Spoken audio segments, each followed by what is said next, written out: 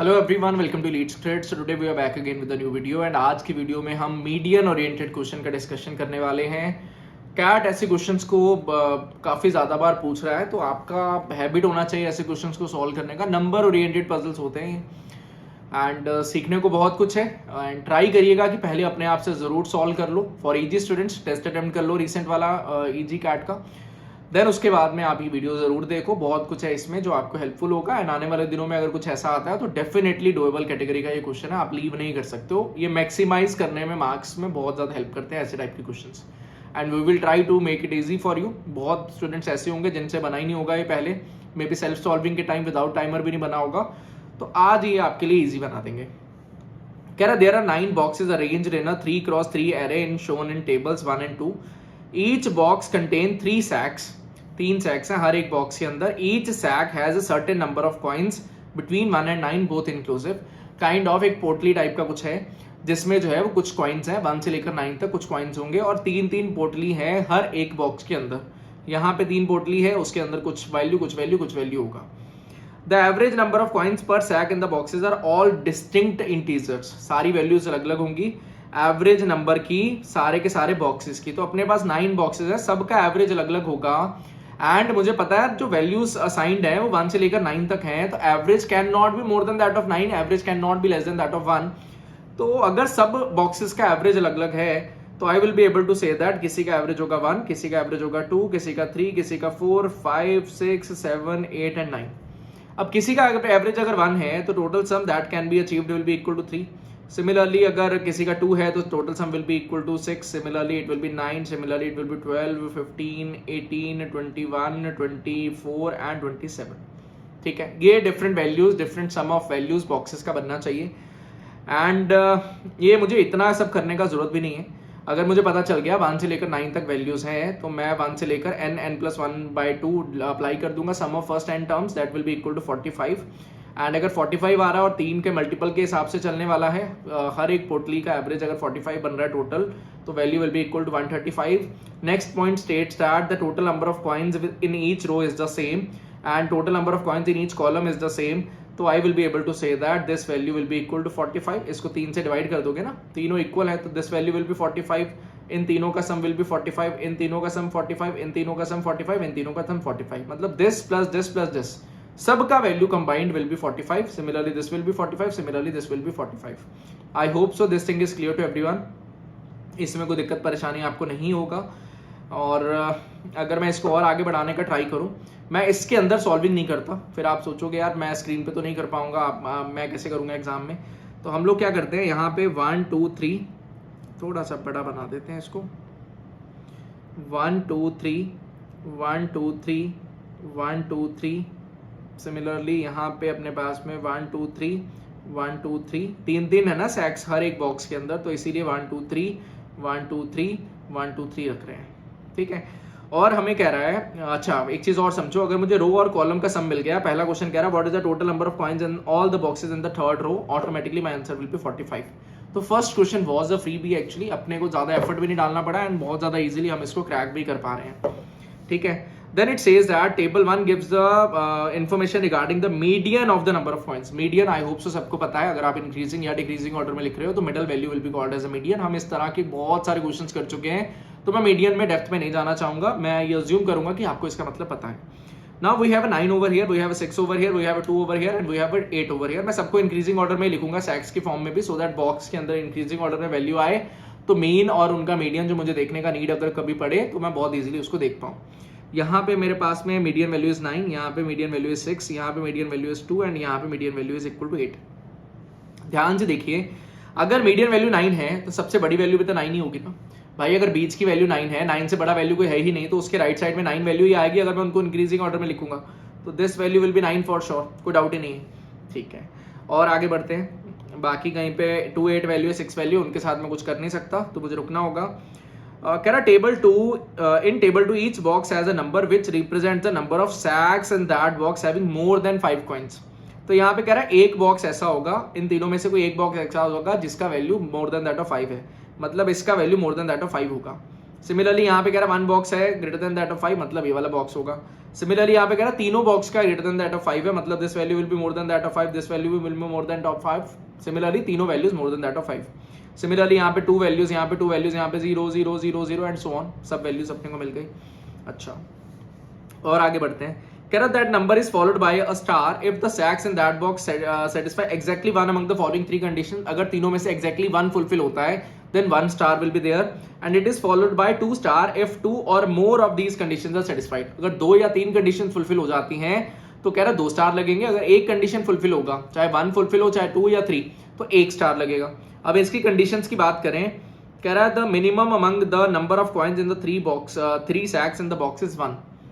ठीक है, मगर अगर मैं फर्स्ट कंडीशन का बात करूं, ये कह रहा है मिनिमम जो है वो 1 होना चाहिए, और सेकंड थर्ड का पता नहीं, बट मिनिमम 1 होगा, तो बीच का सबसे फर्स्ट वैल्यू 1 होगा।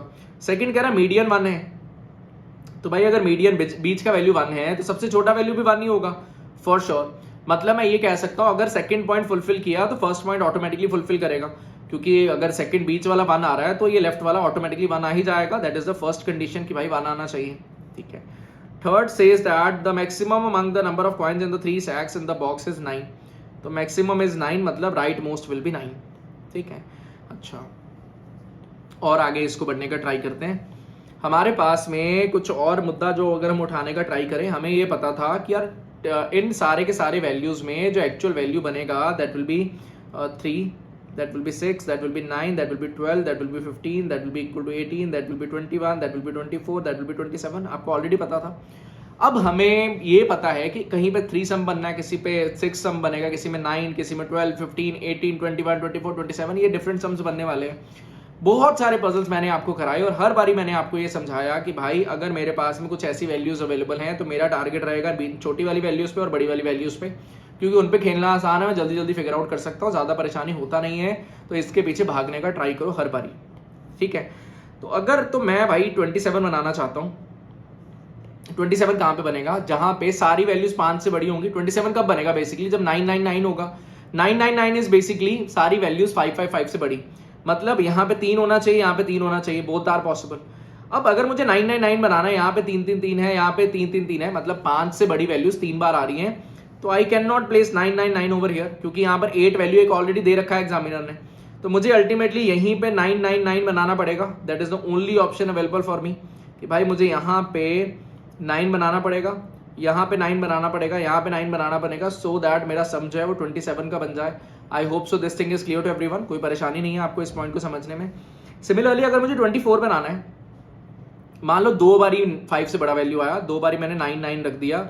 अब अगर मैंने 2 बारी 99 वैल्यू अचीव कर लिया, तीसरी बार मैं 5 अचीव करता हूँ, 5 से बड़ी वैल्यू अचीव नहीं करता, तो मैं मैक्सिमम वैल्यू 23 पे रीच कर पाऊंगा, 24 नहीं रीच कर पाऊंगा। तो भाई अगर मुझे 24 बनाना है तो ऑटोमेटिकली मुझे तीनों बारी 5 से बड़ी वैल्यू चाहिए होगी। ठीक है, तीनों बारी मुझे 5 से बड़ी वैल्यू चाहिए होगी। 2 ही सिनेरियोस से 5 से बड़ी वैल्यू के, एक ए वाला और एक ए वाला। तो 27 अगर यहाँ पे बन गया तो इट ऑटोमेटिकली मीन्स दैट 27 थोड़ा ज्यादा ही छोटा बन गया यार ये वाला, थोड़ा इसको बड़ा करते हैं,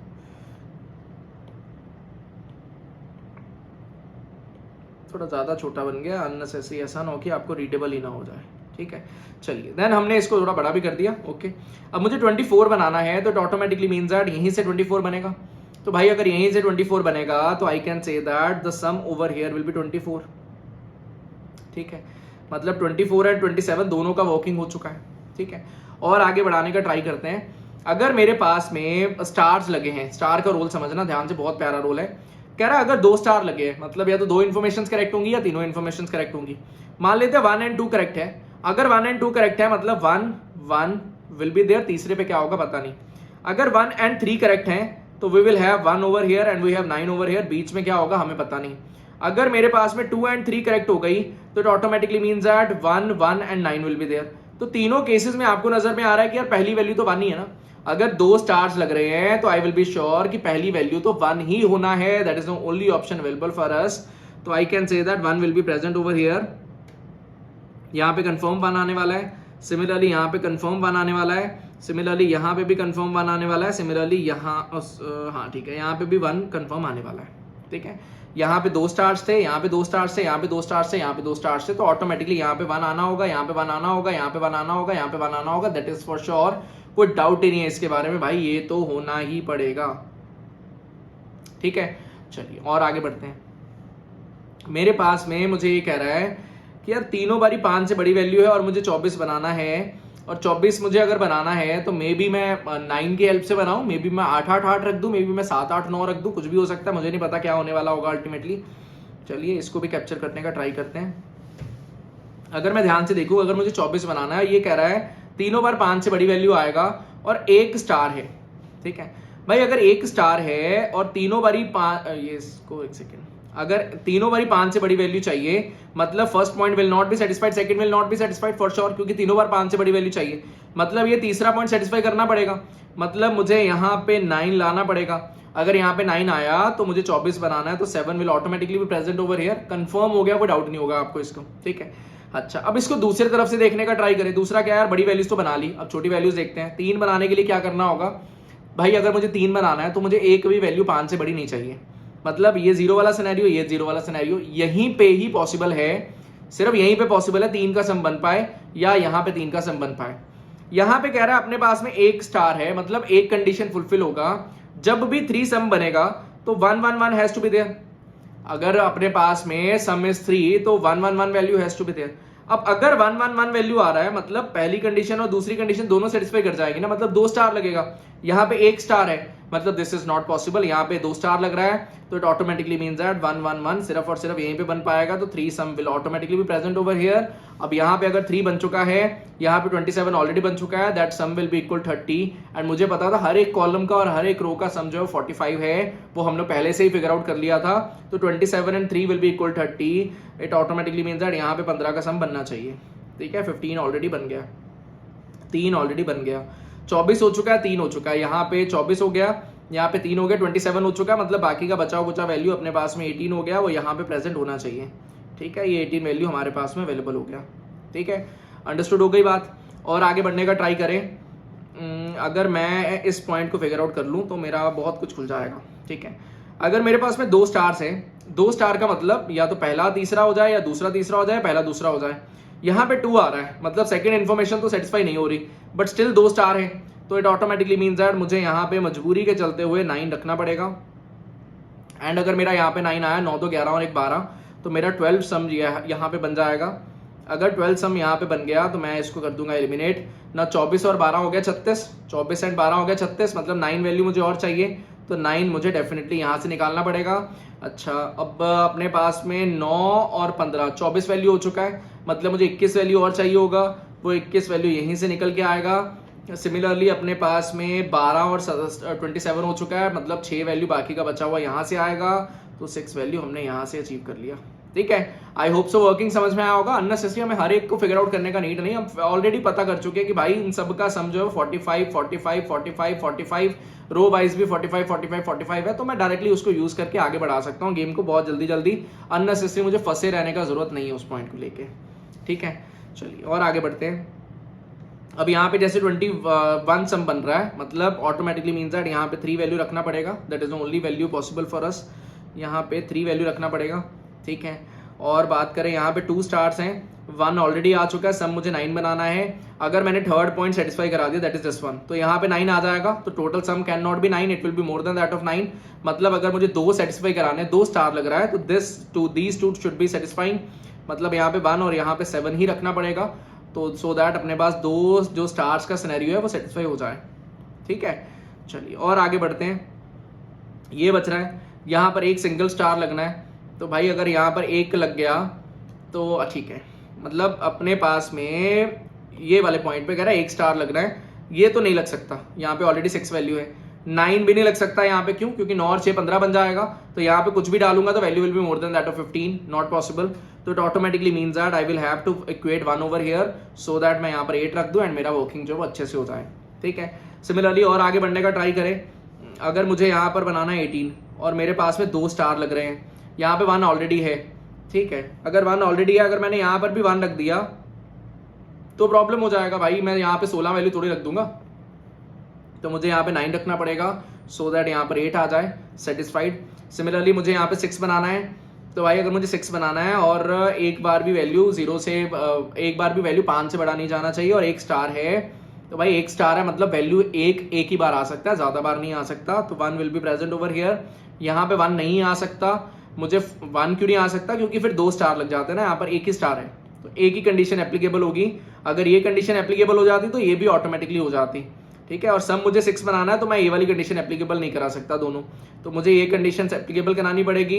1 value will be present over here, and अगर मुझे 5 वैल्यू और बनाना है तो 2 and 3 is the only combination available for us. तो ये मेरे पास में पूरा का पूरा वर्किंग हो चुका है। नाउ अकॉर्डिंगली जो वो क्वेश्चन मांग रहा है आप आंसर दे सकते हो बहुत इजीली।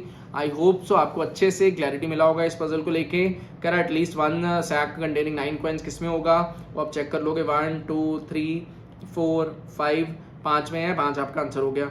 फिर एवरेज और मीडियन कह रहा सेम होगा, वो देख लो। आपका यहाँ पे मीडियन 1 है, एवरेज आपका 3 है, आपका एवरेज जो है वो 4 है, आपका एवरेज 8 है, ये सेटिस्फाई कर गया। आपका एवरेज 7 है, सेटिस्फाई नहीं किया। आपका एवरेज जो है वो 2 है, सेटिस्फाई कर गया।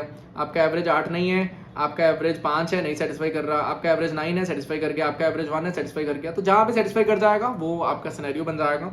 आई होप सो वर्किंग अच्छे समझ में आ चुका होगा। मुद्दा ये है कि पॉइंट कनेक्ट कैसे करना है वो आप सीखो, एंड अगर आपने वो सीख लिया तो these puzzles are definitely doable in the exam conditions. आपको कॉन्फिडेंस तभी आएगा जब आप ऐसे क्वेश्चंस को खुद से क्रैक किए होगे। तो it is important to do that. I hope so आपको अच्छे से समझ में आया होगा। अगर अच्छा लगा होगा तो लाइक जरूर करिएगा। That will be all from my side for this video. मिलते हैं अपन लोग नेक्स्ट वीडियो के साथ में। आज के लिए इतना ही, बाय बाय। अपना ध्यान रखें, मिलते हैं नेक्स्ट वीडियो के साथ में। बाय।